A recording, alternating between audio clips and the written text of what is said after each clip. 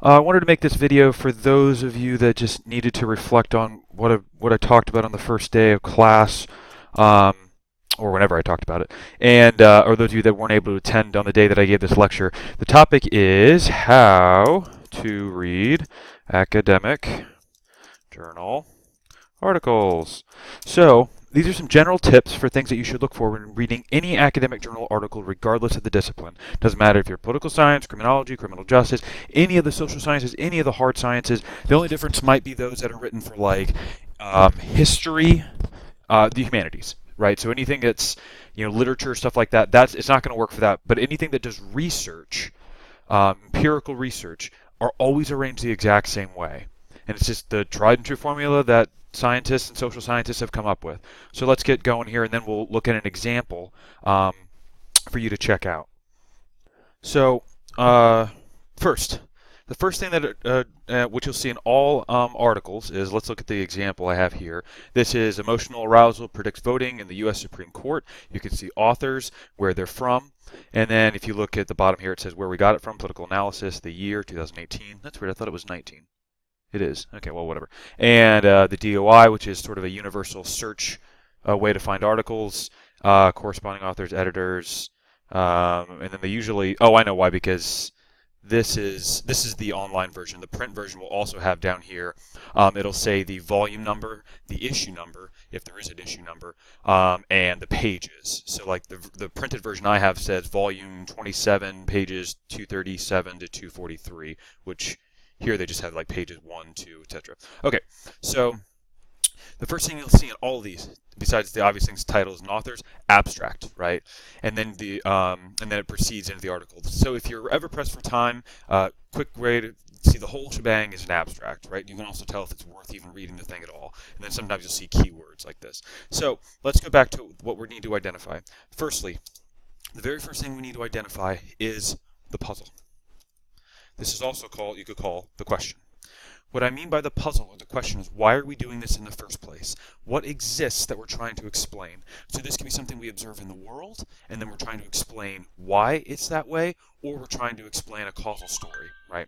So let's think about this as, the example I always like to use is smoking causing cancer, right, or increasing your risk of cancer, because it's very easy to understand. So, for example, I might have this observation here that, well, I noticed that people that smoke cigarettes tend to have higher rates of lung cancer. Why?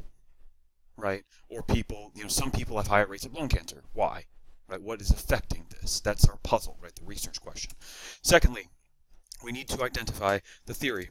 This bit often seems to confuse people the most. The theory is the causal explanation for why the world looks the way it looks, right? We want to explain why things happen, why things occur.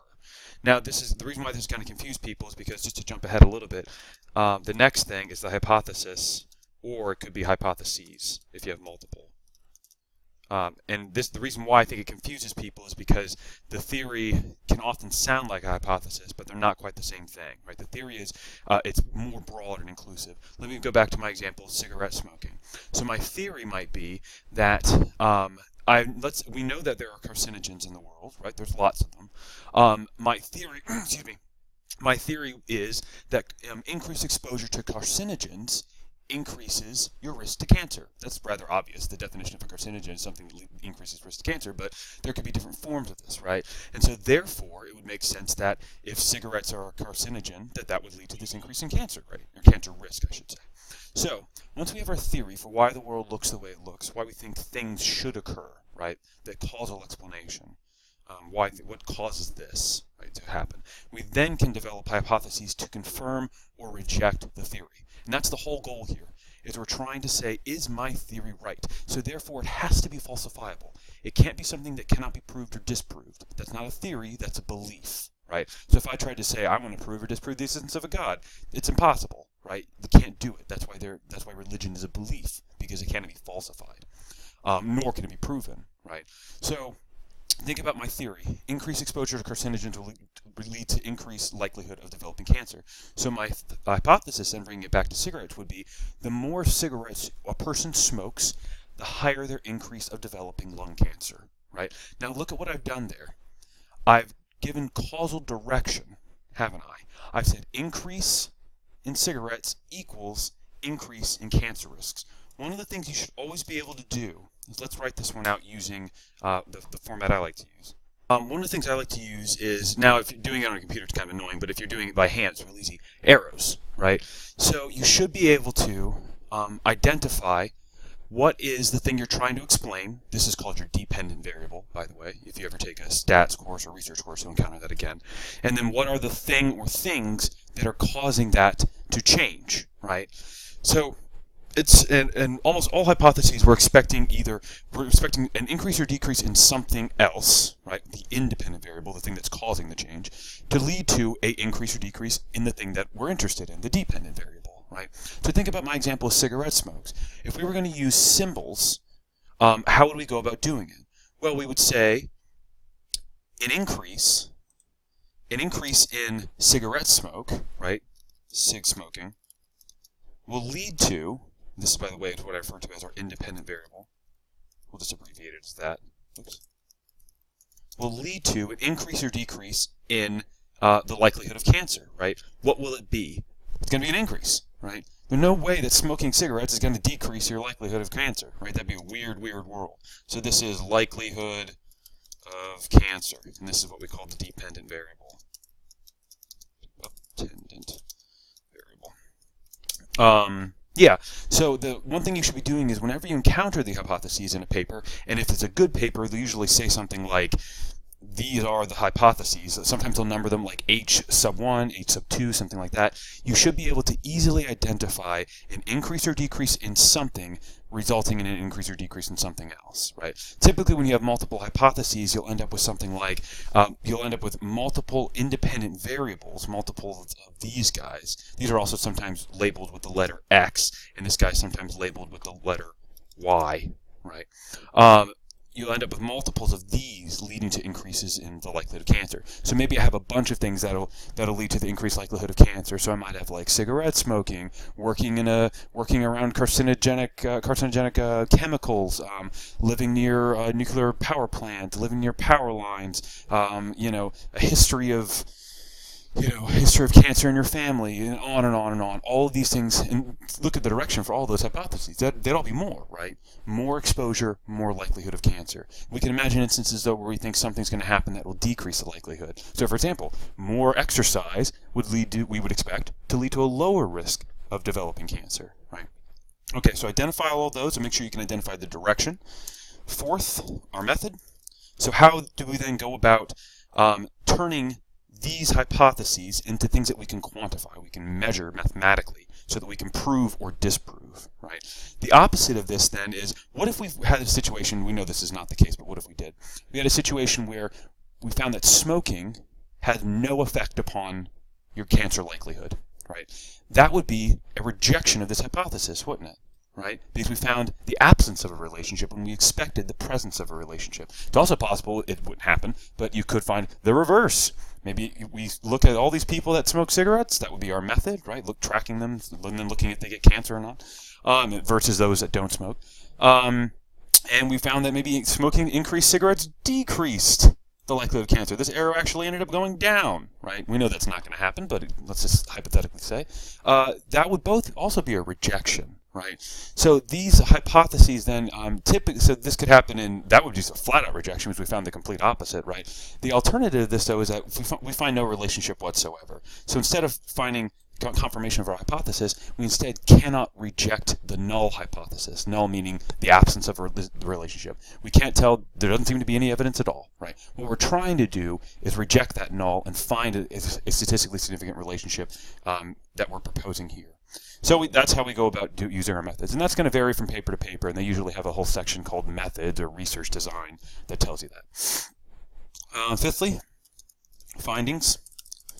What did they actually find? Were their hypotheses confirmed or not? Typically in most papers there tends to be a pro-confirmation bias for publication, so typically you'll find that most, although sometimes not all, of the hypotheses are confirmed. This is usually indicated by finding a statistically significant relationship.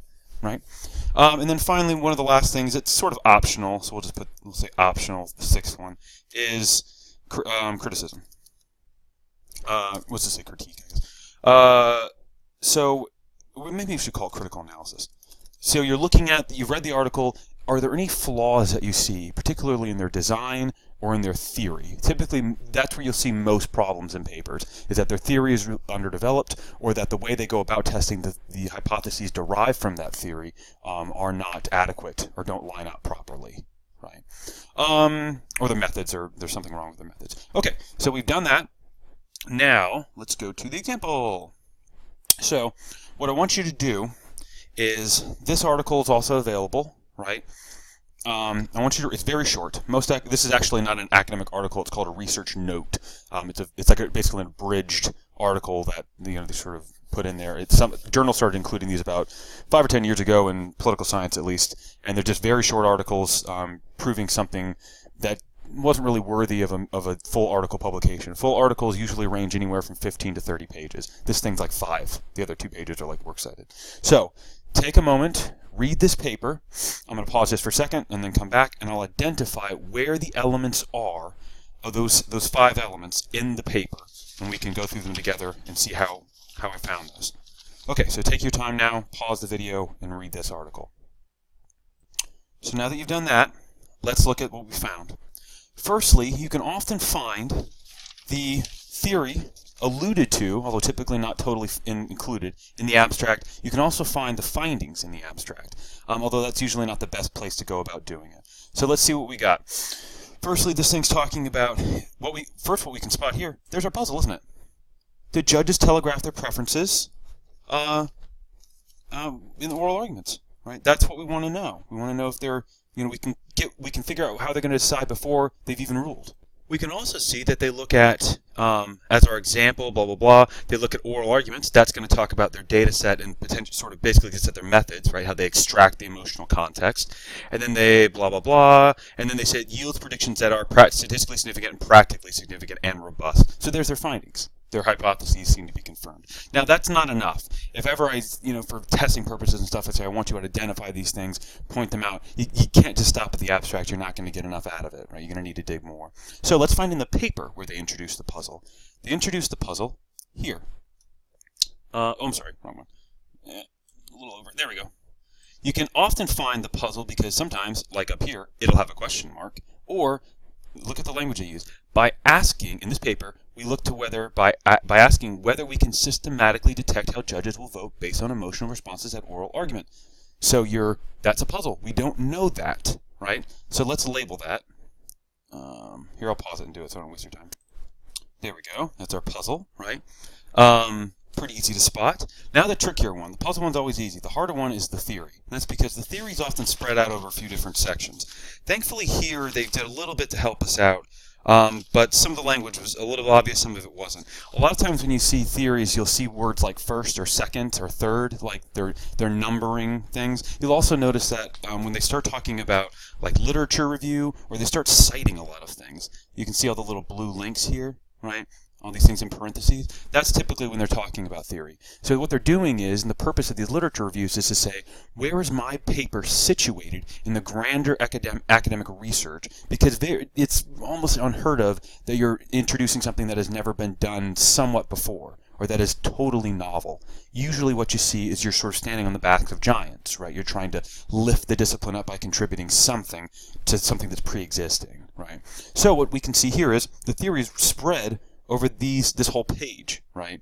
And you can tell that it's why that kind of makes sense, because look at what happens next. They've jumped into results. So the theory's got to be somewhere up there, right?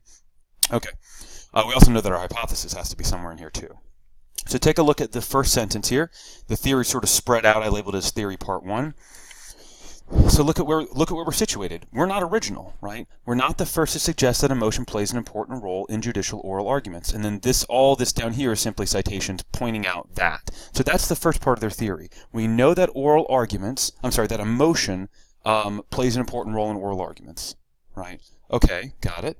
So now, what does that mean for your practical purposes? So look at what this, and this is probably the clearest indication of the theory. So they ask a question, why might vocal pitch matter? And they say, take a look, they started this numbering process, haven't they, right? And then look, they sort of continue this numbering process down here with the word moreover, right? First, changes in vocal inflections, like pitch, often occur, but unbeknownst to the speaker. For the justices, emotional arousal may be more likely when interacting with someone whom the judges disagree. When this occurs, the heart begins to race, palms begin to sweat, muscles, blah, blah, blah, blah, blah. This is the primary reason why the most consistent association reported in the literature between arousal and vocal pitch is higher levels of elictive vocal, blah, blah, blah samples. Okay. So what they're saying is that we know there's also literature that vocal pitch, given that we said here that, so emotion matters. So think about it like this causal argument. Emotion matters to Supreme Court justices. Vocal pitch is an indication, unbeknownst to the speaker, of emotional arousal, right? And then third, they're sort of like leading you down this trail, right? Also, because of the automatic nature of the response, we often don't know what you're doing. This sort of reiterates what they're saying up here. Unbeknownst to the speaker, it's indicating emotion. And then finally, that leads us to this conclusion then of why they think this will matter for Supreme Court oral arguments. For these reasons, verbal and nonverbal behavior should be thought of in terms of linkage hierarchy with verbal context located on the controllable end of the continuum, whereas the body and tone of the voice may be classified as less controllable. So that's why they think it matters. Why would we think that we could look to vocal pitch to determine Supreme Court decisions? Because we know that emotion matters. We know that vocal pitch is an indicator of emotion. Therefore, we should think of vocal pitch by Supreme Court justices as an indication of non-cognitive, non-realized desires, right? What they call these leaky channels, right? Less controllable. So that's it. That's why our theory, why we think that vocal pitch should indicate how a judge feels emotionally, right? Okay. There's also the thing that's a little confusing here is they use the word second, so you're thinking, oh, that might be theory too, because like I said, sometimes they use like numbering devices to sort of lead you down the rabbit hole. But actually, this one is just to indicate that, well, I guess you could say this is probably theory. I don't know how much it really contributes, but it's basically saying that we also should expect that some judges are going to vary. So it's not a uniform thing. We're not like automatons that all look identical. We have some people that are more emotional, some people less, right? So it's going to be variation. Okay. Next, hypothesis. This one's buried and they don't label it, which makes it frustrating, but you can find it pretty easily, right? So take a look. Here it is. Take a look at this sentence here under results. And this is also a really weird place to put the hypothesis. So this first sentence says, we expect that a justice who is more emotionally activated when speaking towards an attorney will be more likely to vote against that attorney. If this is correct, higher vocal pitch will predict stronger negative response. Okay, now let's put arrows to that, right? Think about what we're saying. So a justice is more emotionally activated to speak when towards it will be more likely to vote against that attorney. So emotionally activated, how do you define emotional activation? Higher vocal pitch will predict stronger negative response. So what they're saying is this, we need to put arrows to it. Increased vocal pitch is basically a proxy or a stand-in for emotional activation, will lead to less likely to vote for the attorney. So if we wanted to do, let's go back to our thing over here, right? So let's go back to how we would draw this out. I need to get some arrows. Where's my things? There it is, symbols. So I need one of these guys, and I need a down arrow. So we'll say their theory was increased vocal pitch, which is a stand-in, which is a stand-in for emotional excitement, right? This is also our independent variable, right? Will lead to a decrease in support for that side or that attorney. I don't know, let's see if they actually used. Where is it? Stronger? Yeah, for that attorney. That's the same language they used, right? And this is attorney. This is our dependent variable. So it's actually pretty easy to do to draw arrows to these, but make sure you're getting that down, right? That causal story, because then we can also understand how we would reject that, and that is increase in vocal pitch leads to no change, right? Okay. Next. Methods. This whole thing explains the methods. I'm not going to go through all of this because it's pretty self-explanatory, but basically all of this additional yellow highlighted stuff on this, what is this, page 3, explains how they went about gathering it. They also have a little bit up here on where they got the audio data and how far back it goes, right? And they also say, since this is a research note, this in a normal journal article, this would be a lot longer, but since this is a research note, they've had to relegate it all to the supplemental appendix. This supplemental information thing here too, right? It's also why they have a lot of footnotes, because they really don't have a lot of room. They're limited in the number of words they can use in a research note. But like I said, in big papers, that'll be longer. Okay. So that's our we got our methods knocked out. Next, results, our final thing we need to look at. The main results are presented in Table 1. Oh, cool. If you click on it, it pops it up. I didn't know it would do that. Which is also down there. And then they work through all of these models. There is a typo. I probably should have pointed this out at the beginning. There's a typo in here. Let me see if it's in this version and not in... if it's in this one too. Or if it's just in the printed one. Yeah, it's in here too. So, yeah, so they mistakenly number these models here. So you may have noticed this when you're reading it, but it seems like they're kind of jumping around. So they say the main results are represented in Table 1, Model 2. That's correct, right? Because Table 1, Model 2 has just two variables. This isn't even a variable. This is called the intercept. So basically, it's just the pitch difference variable, and it's negative. And as they tell us up here, it's statistically significant, right? So this means that just as they expected, increased vocal pitch equals decrease in favor of the petitioner, right? Just like they thought.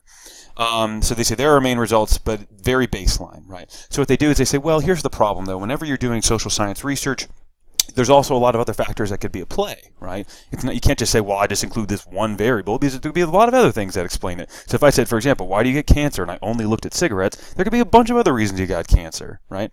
So, yeah. So then they go through and they say, okay, well, now that we've done that, let's look at some of these other factors. The reason why they did this, by the way, this baseline model with no variables, is they said, okay, let's just see if you just try to predict how often the petitioner wins, what percent can we just correctly just say, how often does the petitioner win?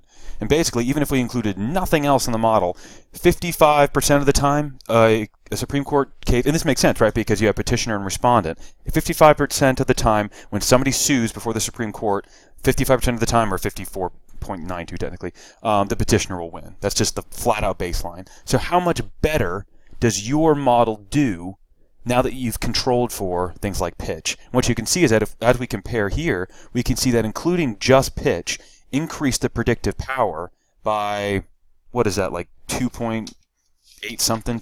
I wrote it down. It's like 2.58. So by 2.5% by including this. That's not a whole lot, right? But it's better than nothing. It's better than simply just saying petitioner always wins, right?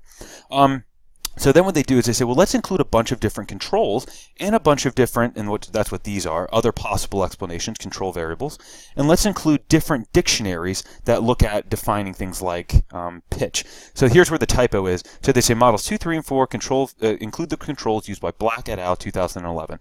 They don't mean 2, 3, and 4. They meant 3, 4, and 5. It's just a typo. They also make a similar typo somewhere down here. Yeah. So...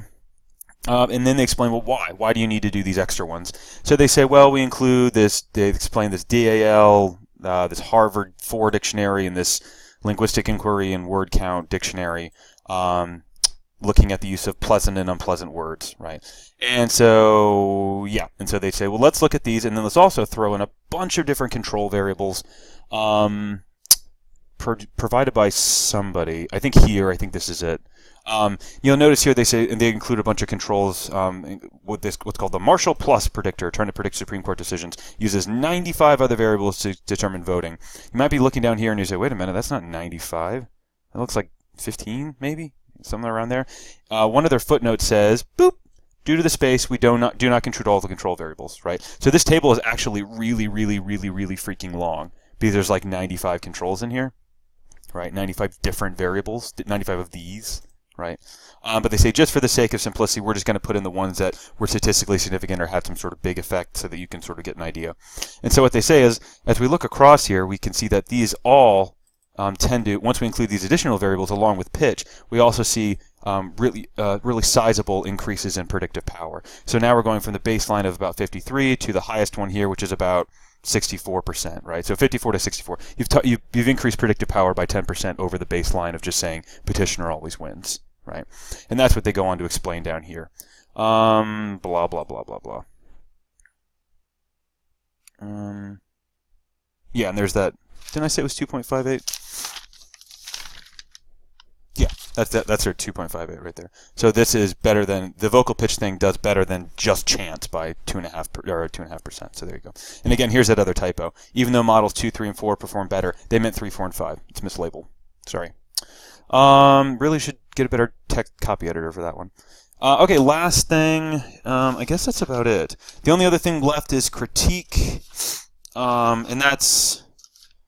Well, let's just leave it at there because this is getting a little long. So you can look for that on your own time, but yeah, there you go. So that's basically how you should be looking over these. Identify those 5 elements, and then if you want to think about something for critique for bringing it up in class, that's great too. But definitely identify those 5 elements, and you'll be set for any sort of like test questions or review or class material, stuff like that. Okay, hope that helps.